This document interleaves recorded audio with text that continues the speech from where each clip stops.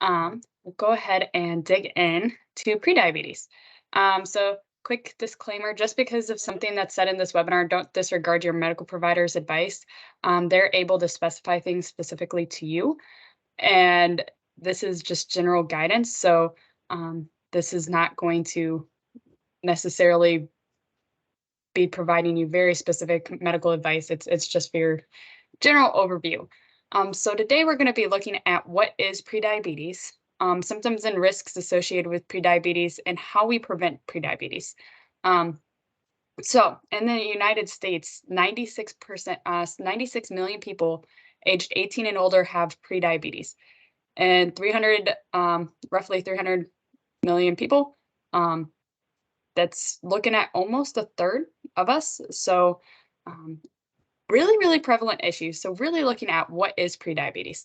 I can't see your chat boxes, but if you want to kind of put in the chat box too, if you have any questions or anything throughout, hopefully we can get those answered as well. But when you take a step back and look what is prediabetes, a lot of times we're looking at specific food groups, the food carbohydrates. So these are foods that are broken down into glucose. So that's where we get our blood sugar. If you hear glucose or blood sugar, that is the same thing. It is basically the gasoline for our body. It is our body's fuel. It's our primary energy source.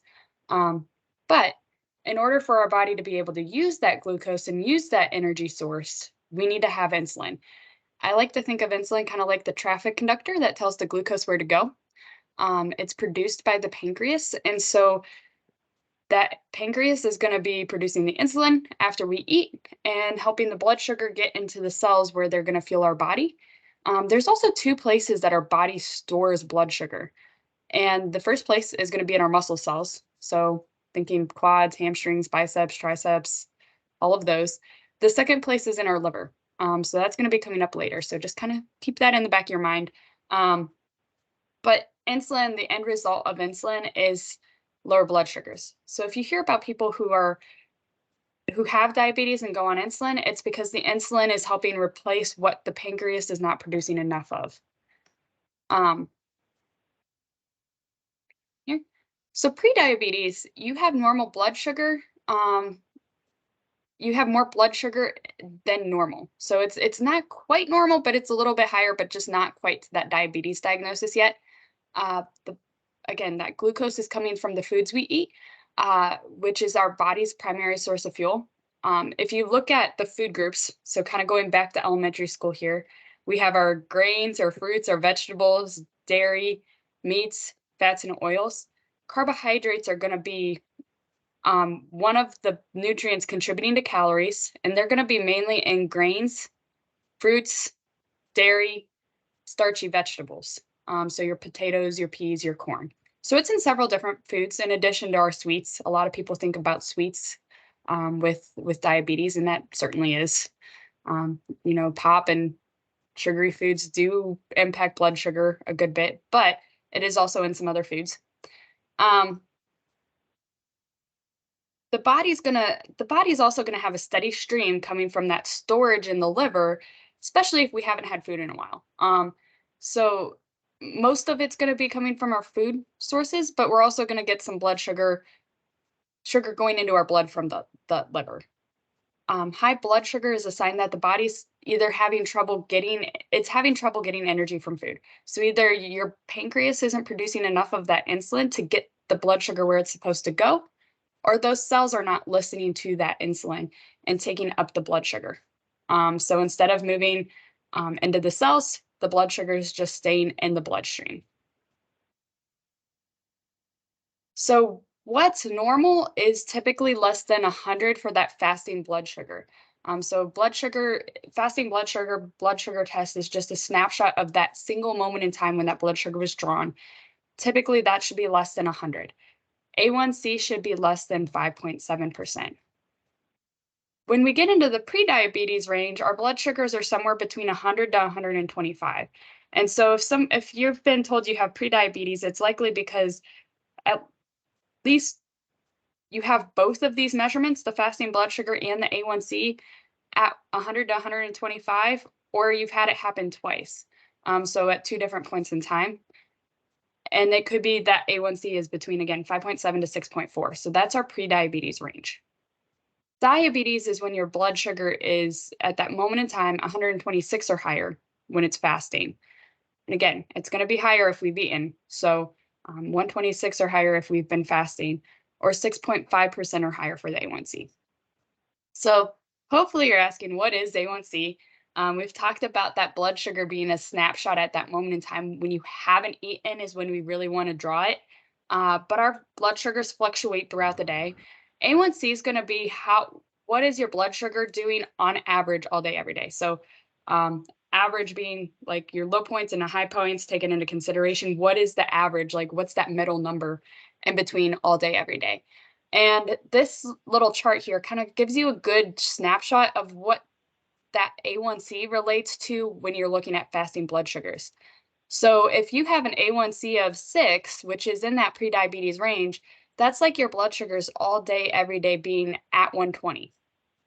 You might have some higher than that, you might have some lower than that, but that's just the average number. As you go up, again, some people get up to 12, that's like having an average blood sugar of 300 all day, every day. Again, you still might have some higher than that, you might have some lower than that. That starts to get pretty high. A1C is going to be that average over the last 3 months.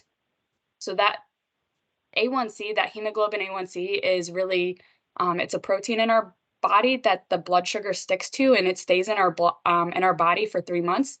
And so it's just going to tell us like how sticky is that protein, because the stickier it is, the more sugar that's been in your blood. So in normal digestion, insulin levels look kind of like this. As we eat, the insulin levels will kind of be a little bit later, but kind of meet up with our meals and then go back down. So this is someone without prediabetes or diabetes, and the blood sugar. Oops, sorry. Okay.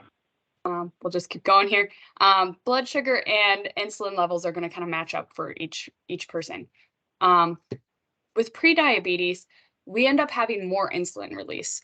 A lot of times this can be associated with weight gain too, because the more our body releases insulin, the more we're storing or trying to store at least.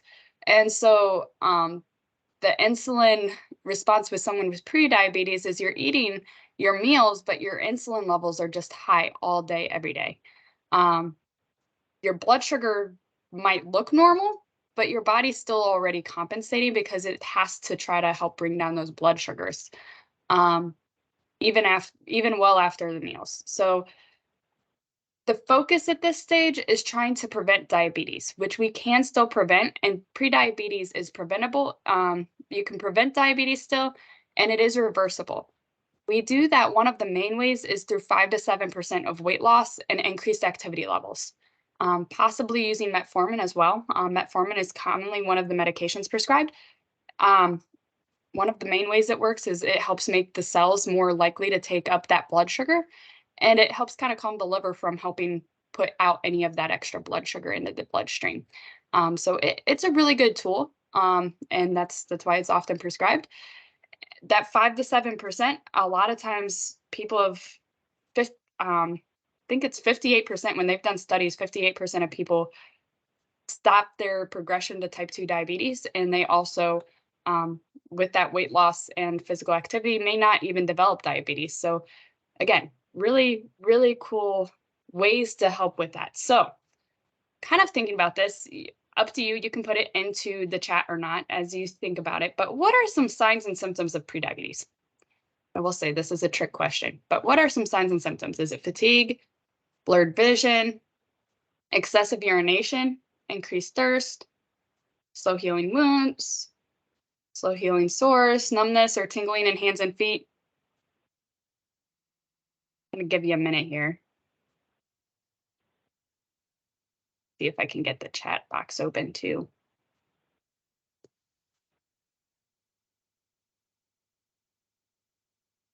Sarah, we had somebody say all of them, and then extreme thirst. Extreme thirst, yep. So all of them, all of the above. Yes, sorry. Yeah, so that, like I said, it's a trick question. It is all of the above for diabetes. A all of these are a big sign for diabetes. Prediabetes typically doesn't have any signs or symptoms. Um, Sometimes it can, sometimes you can have moved already into that diabetes state, which that's where you get that increased thirst, frequent urination, fatigue, blurred vision, numbness, tingling in the hands or feet, darkened skin in areas such as the neck or armpits or the groin, numbness in the hands or feet, frequent infections, slow healing sores, unintended weight loss. So these are all, and that unintended weight loss is because you can't get the fuel to the cells, so you end up losing weight. A lot of people like this, but the kind of unintended side effect is a lot of times you end up losing a lot of muscle mass because your muscles really demand a lot of fuel. And so you lose a lot of muscle mass as well because you're not getting that fuel to the muscles to sustain them. Um, but you may not even have symptoms, which is why it's so important to be checking in with your provider and making sure that you're being screened and just checking in with this. Um, Risk factors, especially to know when you should be checking in with your provider, is if you have some extra weight that you're carrying that you need to lose. If you spend a lot of time sitting or laying down, that's a good indicator that you might be at risk. Having a parent or sibling with type 2 diabetes, if you're 45 or older, have had diabetes while you're pregnant, so gestational diabetes. Certain ethnicities are more at risk. Certain types of medications make you more at risk. For example, steroids. That's one that the best way I've heard it explained. It's like a stress test on your pancreas. It just makes your pancreas work a little bit harder. It's not guaranteed to give you diabetes, but does kind of test your pancreas to see how well it's working, essentially. Um, Tobacco use and then high blood pressure. It makes you more at risk for diabetes and prediabetes. Um, Prediabetes. So we know it increases risk for developing diabetes, but what you might not know is just having prediabetes increases risk for heart attack and stroke and heart disease and eye and nerve disorders.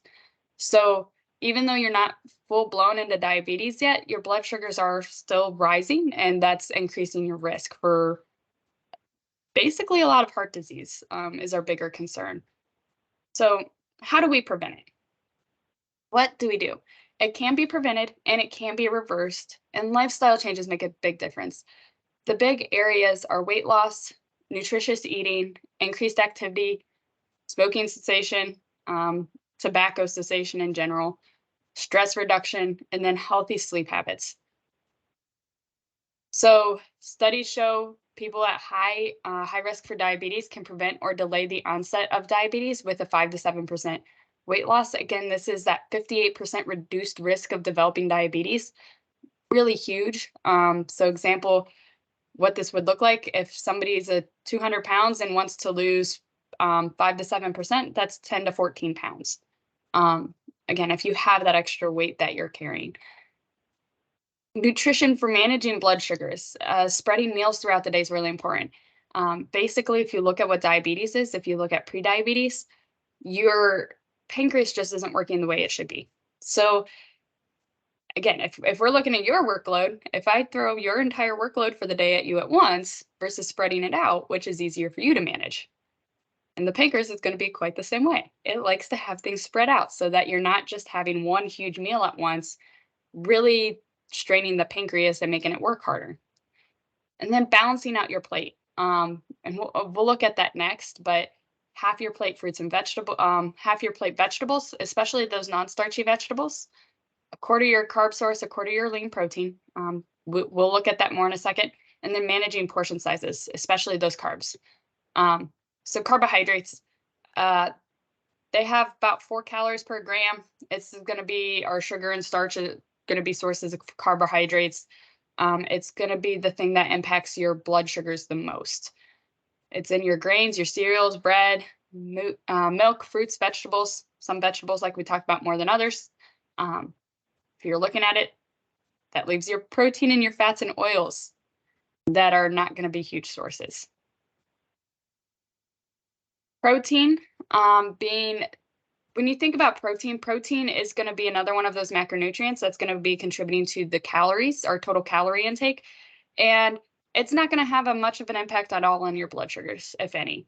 It helps build and repair every cell in the body. I tell people all the time, if you think about protein, think structure. It is helping with the structure of your body from your muscles to your bone, all of your immune cells. It's helping with that structure and supporting that structure. So this is going to be a lot of your meats and dairy. Legumes also have some, but those are also going to have some carbs. So just kind of watching that, being mindful of that. But 9 times out of 10, if you just increase your legumes and your beans and your peas, it'll also help with your blood sugars because you're getting more fiber. And then fat's going to be our last macronutrient. It's 9 calories per gram, but it's also going to have a neutral effect on our blood sugars. It's not going to have a huge effect. It gives us energy. It helps promote healthy skin, and it helps with some of our vitamins. This is going to include our healthy fats and oils like nuts, seeds, avocados, some dairy products. And then less healthy fats, you got your butter, margarines, or oils, a lot of those meat products that are higher in fat. Those are going to be another source. So what does this look like when you put it in a plate? Here's your half plate of non-starchy vegetables. So you can see the corn is on the quarter of a plate with the starch. That's going to be one of your starchy vegetables. Got your peas, your beans, your potatoes there as well. And then a quarter of your plate, your lean protein source. My rule of thumb, if you haven't heard me say it already, is the more legs an animal has, the more fat it's going to have. Cow and a pig have 4 legs. They're going to have more fat than your chicken or turkey with 2 legs, which is going to have more fat than your fish with no legs. The part of the animal that moves the most, it tends to be the leanest. So you got your sirloin, which is on the hip of the cow. It's going to be a lot leaner than the brisket, which is on the belly of the cow. I know everybody loves the brisket, but that it makes a big difference having that leaner to help with the weight. And then what really difference does this make? Here you can look at a meal that's like a high carb rich meal. So maybe you're just having pasta with pasta sauce, which pasta sauce does have carbs as well, versus a balanced plate. And you can see the impact on the blood sugar. I mean, that's a significant difference in how hard your pancreas has to work. And it's a significant difference in how your blood sugars are going to react and your overall blood sugar. More balanced plate is typically lower in carbohydrates, gives you more energy over a longer period of time. So you can see this person that had the balanced meal also has more energy even still later on in the day versus this huge spike and then the crash. So when you're looking at nutrition labels, things to kind of think about is it's always going to come down to portion sizes. Are you having a whole meal, or is this just going to be a snack? So is this the back of a frozen dinner that this is going to be your meal for that meal? Or is this just going to be something to be on the side of what you've already had? That's going to kind of play into how much you have, but everything below the serving size is based on 1 serving. So think about calories with that. You might have to, if you're having 2 servings, you're going to have to do a bit of math and multiply. And then you have total fat grams here, your carbohydrates and proteins. So these are the nutrients we were just talking about that are contributing to that total calorie intake. Fiber, sugars, and added sugars are all going to be a source of carbohydrate. And this is going to be part of that total 37 grams. So it's not extra on top of that 37. This 37 grams is partially fiber, 4 grams of fiber, partially 12 grams of sugar. Of those 12 grams of sugar, 10 grams are added sugar. So 2 of them might be naturally found in that food. Looking for higher fiber products is always going to help because fiber is not digested, not absorbed at least, and it's really, really beneficial as far as helping prevent prediabetes, diabetes, and a lot of other health conditions, but also helps balance out the blood sugars just from not getting absorbed and help filling you up. Added sugar, trying to stay clear of that a good bit helps. And then sodium, usually, again, high blood pressure is a risk factor for diabetes and prediabetes. So minimizing sodium intake can be really helpful with that.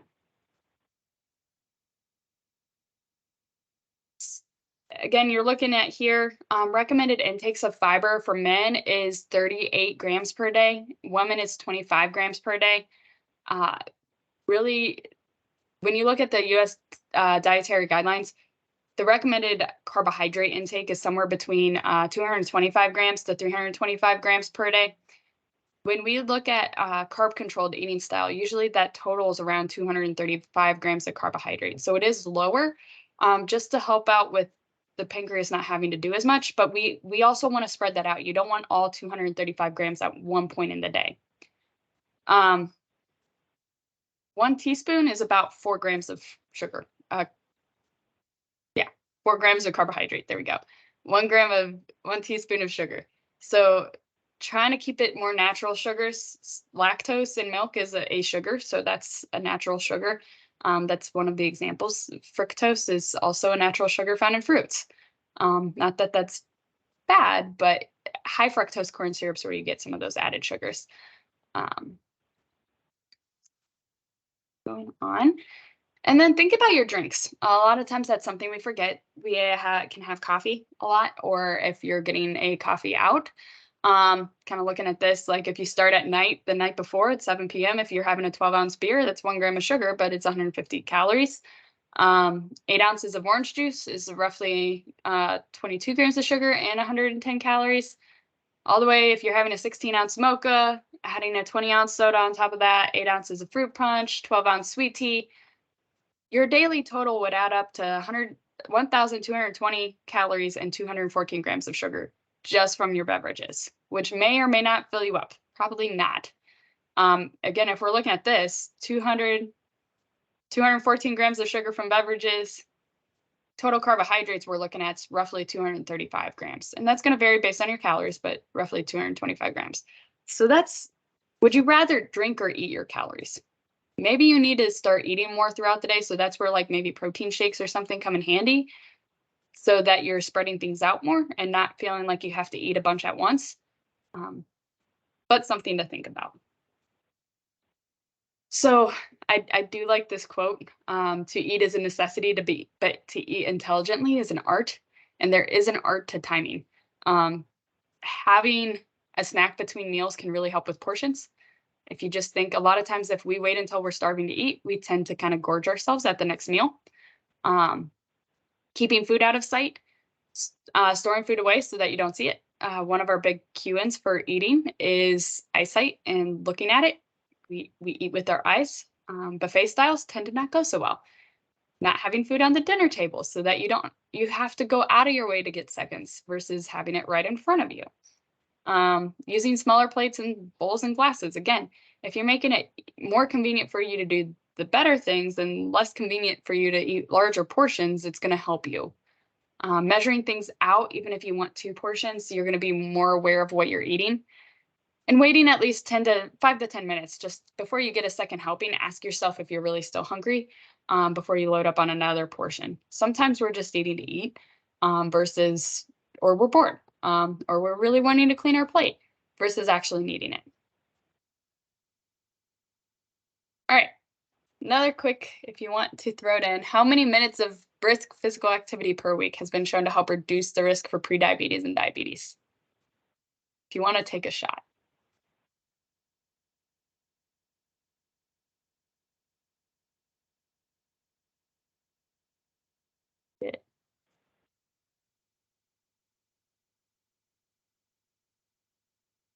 Hopefully you have your answer if those are coming in.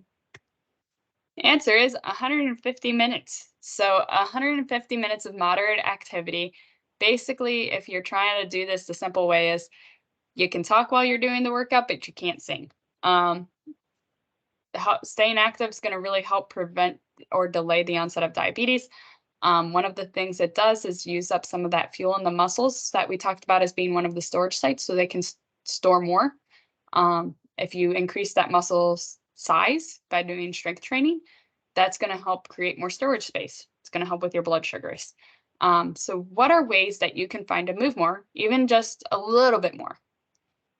And one of the things you can look at here is This graph's it's adapted from a study done in 2017. The blue line is going to show blood sugars when someone is sedentary after a meal, is not doing anything. The green line is going to be somebody who is active after a meal. If you look, you can see the blood sugars stay lower, um, and they're more steady with the activity. So even a little bit more energy over a longer period of time without as much of a up and then down. And part of the reason for this is exercise helps your blood sugar get into the muscle cells without having to use insulin. Insulin's not needed for that. So, uh, really kind of cool way blood sugars and exercise interact. And then, I mean, it's one thing to say move more, it's one thing to say um, trying to be more physically active, but it's a whole nother thing to do it. And I realize that, and some people are very busy.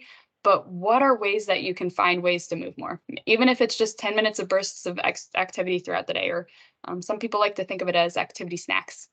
Maybe it's taking a 2-minute standing break every hour, um, doing activity during TV and commercial breaks, walking while you're on the phone, or having a walking meeting, doing a quick workout or a walk around during your kids' workout.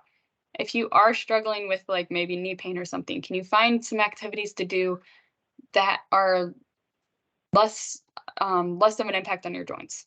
And so kind of thinking out the box. Sometimes the answer is not right now. That's fine, but what are ways down the road that you can kind of be more active as well? And then tobacco. So we do have a tobacco cessation program if you're needing help with this, but tobacco users are 30 to 40% more likely to develop diabetes than non-users. Stopping tobacco makes it easier to manage your blood sugar levels and makes it a lot easier to just help with a lot of chronic conditions, because there's a lot of different increased risks from tobacco besides a lot of people think of lung cancer. So if you need help stopping, talk to your provider. We have cessation aids in the doc, and we are happy to help hook you up with those if you need as well. We have our 6-session program. I'm happy to go through it with you one-on-one as well. And then stress and blood sugars. So stress management, if you think about it, like we have a stress response, we're going into fight or flight. We're trying to either fight for our lives or run for our lives. So what makes sense is our muscles need energy to help us either fight or run. But that blood sugar is going into the system, and then we don't have the insulin to help it get where it's going, and the muscles really don't need it. So poor stress management can change our body chemistry in a way that's going to make us more likely that way to get diabetes. It also causes us to react in ways that may not be healthy and help with our goals. So how we cope with our stress. Maybe that's stress. Some of us are stress eaters. Like if you get really stressed, sometimes it's like, I just want a piece of candy, or I want something that's going to help me make me feel better. That way of coping is going to contribute more to that diabetes as well. Or maybe it's to sit on your phone and be less active. And again, more sedentary time is going to increase your risk for diabetes. So finding ways to manage stress and cope with it in ways that are healthy is important to help manage your blood sugars and improve your overall health. This could be through muscle relaxation, meditation, deep breathing, stretching, taking time to do things that you enjoy, talking to someone, taking a step away from stressful situations. Maybe it's taking that 2-minute break from your desk just to stand up and walk away for a couple seconds and kind of reset.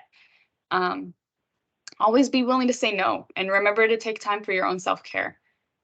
This is another, get all the plugs today. We have a stress management program. If you want, I'm happy to go through that with you as well. Our company did it last year, and so I can also send you recordings if you'd prefer to not do it with me. I understand. Sleeping well. If you do not get enough quality of sleep, if you do not get enough sleep, it can contribute to type 2 diabetes. It can contribute to prediabetes. You should get at least 7 hours of good quality sleep a night. That is general recommendations. What happens is a lot of times if we're not getting enough sleep, if we're not getting good quality of sleep, it increases what we call our insulin resistance. Insulin resistance is when we say like insulin resistance, that's basically the insulin's there, but it's not getting the blood sugar into the cells because the cells aren't listening.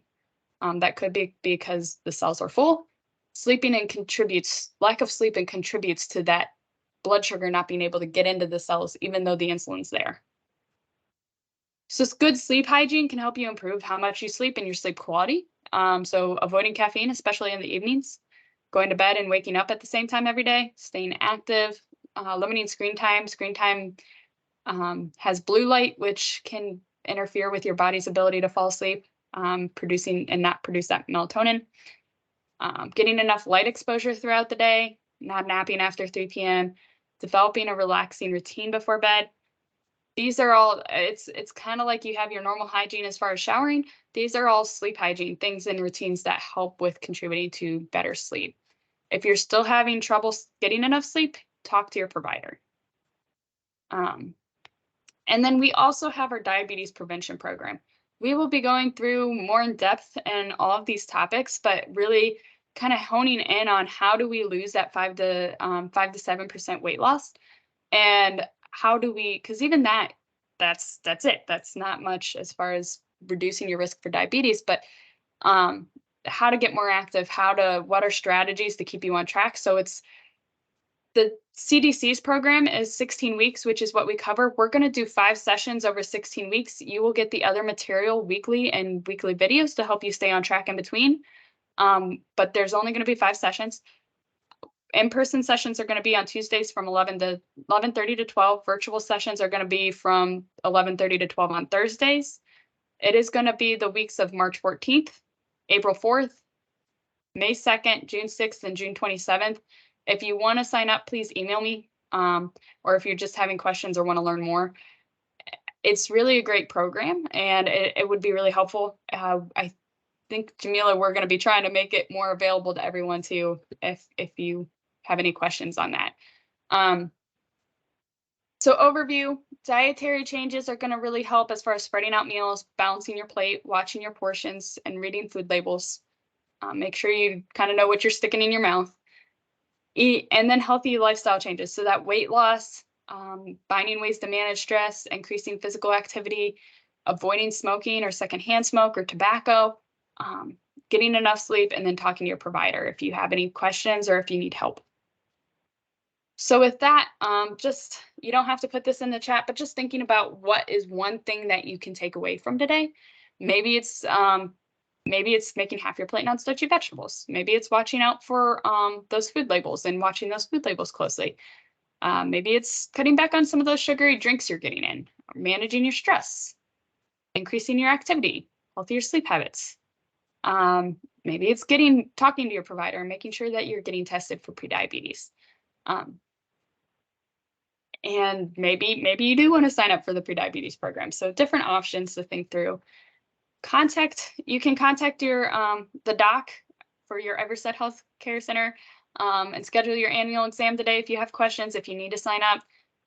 You can always reach out to me as well. Talk to your own primary care provider if you are not on the city's insurance. Be on the lookout. We are going to be doing our biometric screens coming up in May and June, with the Y coming out to the different sites. So that'll be coming too. And then you can join us on Wednesday, April 19th. We have a financial wellness talk with Jessica Tucker from Bullseye Clinic. And then in May, we have one on estate planning. Any questions?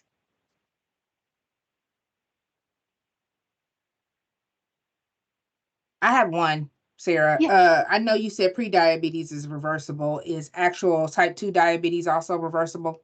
Or is that something that you kind of stuck with? So with type 2 diabetes, you can go into remission. They term it going into remission. You still kind of have that pancreas still struggling the way, so that they still consider it diabetes, because you're not going to reverse that damage to the pancreas. But pre-diabetes is reversible. Diabetes is technically not. But you can go into remission. Term it remission. Are there any other questions? If you want to, you can chat in the put it in a chat box and we can pull that up.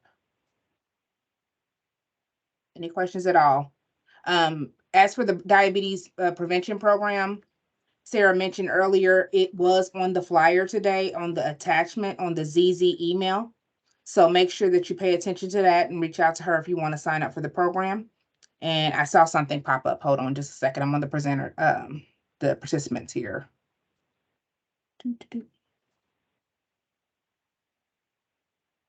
Okay, are you asking Phil about is Diet Coke good for you versus regular Coke?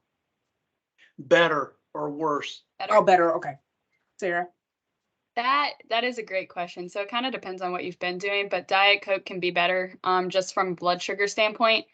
Sometimes people have issues GI wise and just being able to tolerate it because of the sugar substitutes that they're using. So that's one of the bigger concerns with it, is if you're having issues GI wise with anything. So I guess that's the easier answer. If you want a more in-depth answer, let me know. Reach out to me. But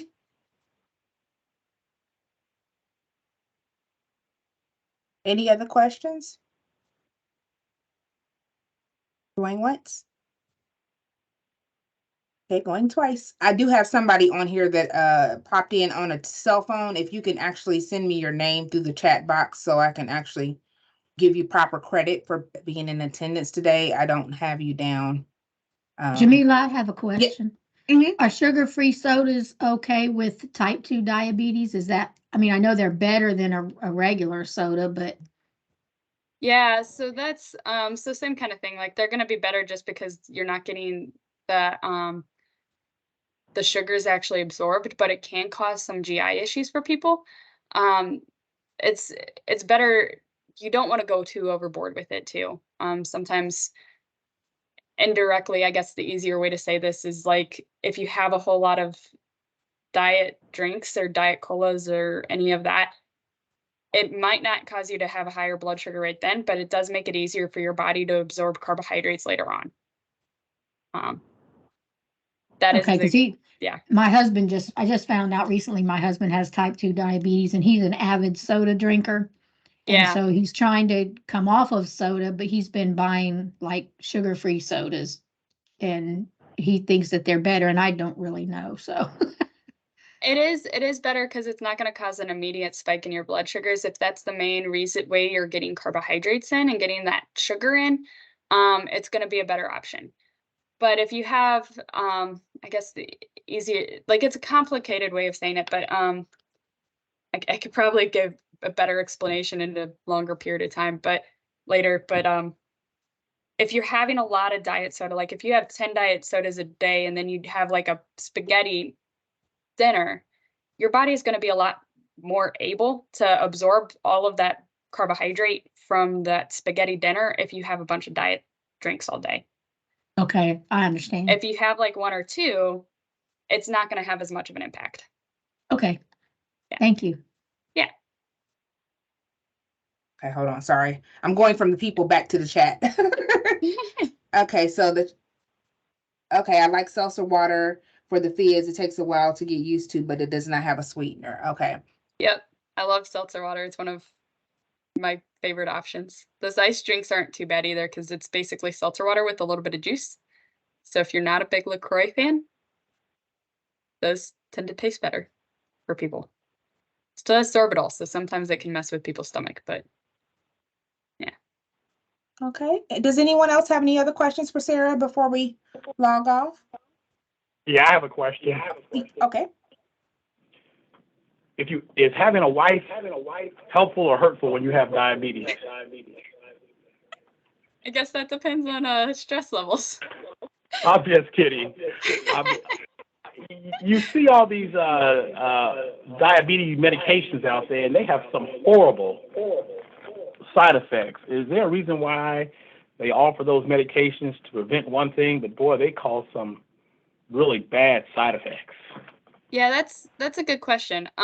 So whenever the medical field has a policy of do no harm, but also kind of weighing the cost benefit, like do the risks outweigh the benefits? And so sometimes they're looking at it of there are side effects, but the risk of the side effects and the side effects themselves are not as bad as the risks of continuing to have that higher blood sugar. I mean, ideally, we would love to have everybody to have their blood sugars normal with lifestyle and being able to have that be under control, but some people do. I mean, type 1 diabetes is an autoimmune condition. There is a genetic component to diabetes. So some people have a family history. And if you're having that damage to the pancreas, you are having that damage to the pancreas. So how can we help out the pancreas without causing too much damage to other organs? Because other organs are going to try to help out as well. So sometimes the side effects are pretty severe. We can find some other kind of alternatives that work better, because I know some people have a really bad reaction to metformin. It does give a lot of people diarrhea. There's an extended release metformin that does a little bit better. Some of the ways the medications work are also the reasons for the side effects. A lot of medications help slow down how quickly the blood sugars will go up by slowing down how fast the food is going to move through the GI tract.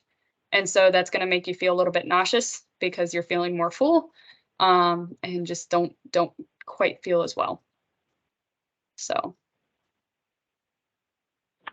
Okay, thanks. Yeah, I was just curious because some of it cause death, and I'm seriously saying the alternative, having that or death, man, it just didn't seem to equate to me. So that's why. But that direct selling on the TV, that's all they sell is Ozempic, I think Jardiance, and I can't think of the other one. But now they're taking Ozempic off. It's just a mess. Yeah, some of the times they've seen like some pancreatic pancreatitis kind of issues and chronic pancreatitis and things like that. Some of it is difficulty with like the studies because they do have to put death as a disclaimer, even if it wasn't something that was directly related to the medication. Like I knew someone that was doing oncology medications and had a person die in a bus accident during the study, and they had to put death as a side effect. That being said, not to say it can't happen, and it is directly related to the medication, but it is something that they're like, well, we don't know. So it's always kind of sticky. Thank you. I appreciate it. Yeah. Any other questions? All righty. Well, once again, if you're interested in the diabetes management program, prevention program, I keep saying management program, diabetes prevention program, please make sure that you look at the flyer and reach out to Sarah to sign up for it. We want to make sure that you're signing up for it. So number one, you get credit for actually attending that whole session, and then you get the good information that Sarah is going to provide for you.